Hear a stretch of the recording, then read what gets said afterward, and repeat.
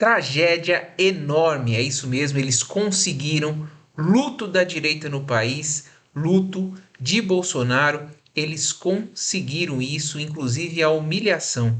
Eu vou mostrar tudo isso para vocês nesse vídeo com informações importantíssimas, inclusive para você que está preocupado aí com a economia, está preocupado com o seu bolso.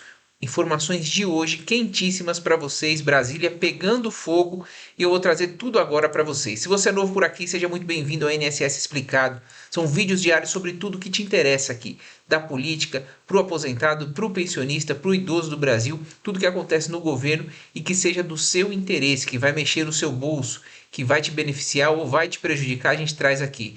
Então, já se inscreva no canal, ative o sininho de notificação e já deixa aquele joinha que ajuda muito a gente espalhar esse conteúdo para quem precisa, certo? Dito isso, eu quero que você resuma em uma palavra para mim como você avalia o governo Lula atualmente. Uma palavra.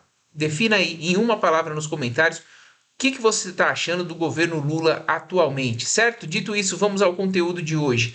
Primeira matéria que eu quero mostrar aqui para vocês é a seguinte.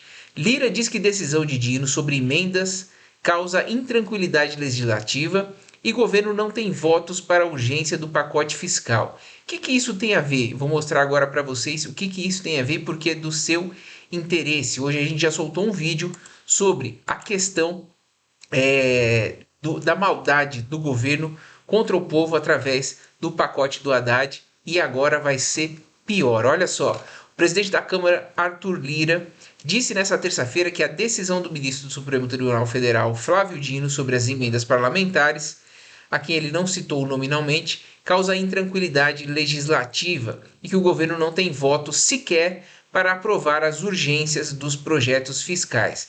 Então, olha só, ele já deu aqui a deixa dizendo que o governo vai ter que ralar para conseguir a urgência do pacote fiscal que ele propôs, que ficou muito famoso pela questão dos 5 mil reais, né? Até 5 mil reais quem ganha por mês não vai ter imposto de renda, mas tem uma série de bombas. E aí o governo fez o quê? Retirou as urgências e deixou algumas só. Então, disse o Lira, né? Hoje o governo não tem voto sequer para aprovar as urgências. Olha o que o governo fez. Na terça-feira, a Câmara adiou a votação dos requerimentos de urgência dos projetos de lei que compõem o pacote de corte de gastos apresentado pelo governo, por insatisfação com o bloqueio das emendas parlamentares por decisão do STF. E aí, olha o que o governo fez. Nesse momento, o governo espera a aprovação de urgências dos seguintes projetos. Um que trata do pente fino do BPC, outro do Bolsa Família, além da mudança na regra do salário mínimo. Olha só o que o governo manteve só de urgência. Deixou de lado a questão dos 5 mil reais, deixou de lado a pensão dos militares, ou seja, tudo que é contrário ao povo, o governo está fazendo, e o que era para beneficiar o povo, deixou de lado. Olha só, tem mais.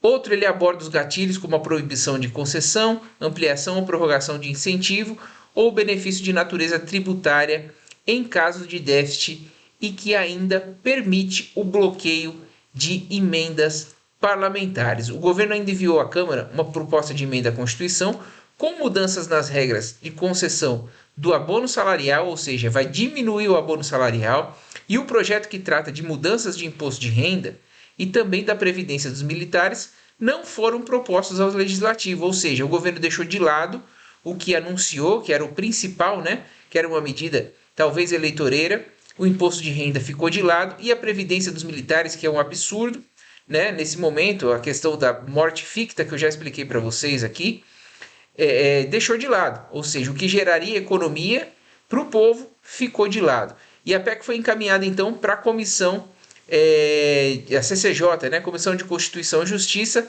mas o governo pediu a retirada da pauta e deixou apenas o quê? O abono salarial para diminuir, o salário mínimo para diminuir e os pentes finos do Bolsa Família e também do BPC. É um absurdo, eles conseguiram fazer o máximo contra o povo. E aqui, mudando um pouco de assunto, outra notícia que a gente teve hoje que está quentíssima é o seguinte: após permitir a ida a velório, Moraes libera contato de Bolsonaro e Valdemar na missa de 7º dia da mãe do presidente do PL. Parece piada, né? Mas isso chega a beirar a questão da humilhação. A gente precisando de uma série de coisas aí, o país discutindo um pacote fiscal que vai prejudicar muito o povo, e a gente tem aqui a questão absurda, né? Uma autorização para ir a um velório, velório da mãe do Valdemar da Costa Neto. A política aí da direita está em luto por conta disso, né? E olha aqui, o ministro Alexandre de Moraes, do STF, atendeu a um pedido da defesa e autorizou nessa quarta-feira o ex-presidente Jair Bolsonaro a ter contato com Valdemar Costa Neto durante a missa de sétimo dia em memória da mãe do dirigente do PL. A cerimônia está prevista para a próxima segunda-feira, dia 9, na Catedral de Mogi das Cruzes. E nessa terça-feira, Moraes já havia autorizado Bolsonaro a conversar com Valdemar no velório e no sepultamento da mãe do dirigente, né? Então, já participou do velório e agora outra autorização para ir na missa de sétimo dia. E aí, você acha que eles vão conversar sobre coisas que não são relacionadas ao velório?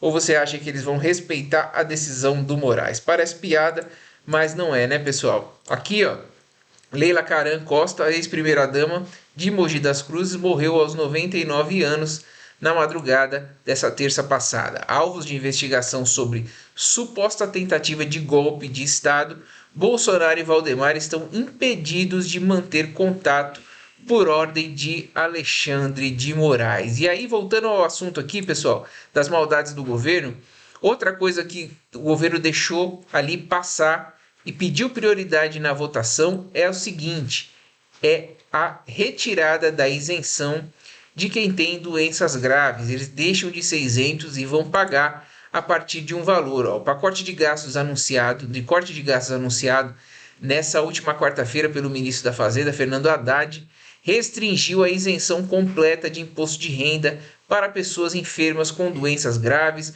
como síndrome da imunodeficiência adquirida, AIDS, doença de Parkinson, cegueira, tuberculose ativa, entre outras. Eu vou mostrar a lista aqui para vocês mais uma vez das doenças que vão ser retiradas a isenção e que o governo pediu prioridade. Olha só, com a mudança, pessoas portadoras de tais doenças que tenham uma renda superior a R$20 mil irão deixar de ter direito à isenção completa de imposto de renda. Entretanto, ainda será possível para este grupo deduzir imposto de renda com gastos de saúde, como plano de saúde, e despesas com psicoterapia ou fonoaudiologia. Mas é um absurdo. Olha só a lista de doenças que ele vai retirar essa isenção, né? Você não sabe quais são as despesas da pessoa, despesa familiar, você não sabe a gravidade da doença da pessoa, o momento que está essa doença, e você vai mexer ali no geral, né? É um absurdo. Ó. Moléstia profissional causada por condições de ambiente de trabalho. Então, você que tem uma isenção de imposto de renda aí, que ganha acima de 20 mil e que tem isenção de imposto de renda, que é aposentado por invalidez, por acidente de trabalho, perde essa isenção. Tuberculose ativa, alienação mental, esclerose múltipla, olha a gravidade dessa doença e a pessoa vai ter que pagar imposto de renda. Neoplasia maligna, que é o famoso câncer, né? E indesejado. Cegueira, olha só, onde ele está mexendo. Hanseníase, paralisia irreversível e incapacitante. Cardiopatia grave, doença de Parkinson, espondiloartrose anquilosante, nefropatia grave, hepatopatia grave e também estados avançados da doença de Paget, contaminação por radiação e síndrome da imunodeficiência adquirida, que é a AIDS, com base em conclusão da medicina especializada. E aqui, pessoal, como eu falei para vocês, o que ele pediu no salário mínimo é o seguinte: Lula havia prometido que na política de reajuste do salário mínimo, que atualmente considera o INPC mais o crescimento do PIB de 2 anos anteriores, ela será agora limitada pelo arcabouço fiscal. Assim, o aumento real não poderá ultrapassar 2,5% ao ano, com um mínimo de 0,6%. Então, no mínimo 0,6% e no máximo 2,5% ao ano. Para 2025, o salário mínimo deve ser de R$ 1.515. Na verdade, ele seria de 1.525 se essa regra não mudasse. E ele já alterando essa regra, já fica aí uma diferença para poder em prejuízo da população, né?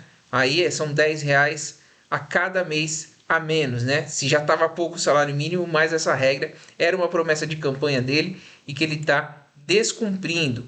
Então, também, né, a questão do abono salarial, conforme eu falei para vocês, hoje o benefício equivale a um salário mínimo e é pago para trabalhadores que ganham até 2 salários mínimos. E haverá uma transição, uma redução gradativa para que o abono seja concedido apenas para quem recebe até um salário mínimo e meio. É um completo absurdo, avançam cada vez mais contra a população e aí a gente vendo tudo isso acontecer, infelizmente a maioria não fazendo nada, né? Então a gente tem que espalhar esse conteúdo para que a população acorde, para que veja o que está acontecendo e a gente possa reagir e responder nas urnas toda essa injustiça com o povo. Por fim, aqui o BPC, conforme eu falei para vocês, que vai ter o seu pente fino realizado, outra prioridade do governo, que é um absurdo. Bolsa Família também vai passar por uma atualização cadastral muito rígida. As famílias unipessoais, que são aquelas compostas por apenas uma pessoa, também serão o foco desse pente fino do governo agora. Então, só as medidas contra o povo foram exigidas prioridade. Então, agora é aguardar essa bucha aí, ficar de olho e tentar se proteger ao máximo, principalmente acessando informações. Então se inscreva no canal, ative o sininho de notificação, a gente te mantém informado de absolutamente tudo o que está acontecendo no Brasil, na política e dos seus direitos e também o que vem contra você para que você já esteja atento. Muito obrigado pela audiência, um forte abraço e até o próximo vídeo.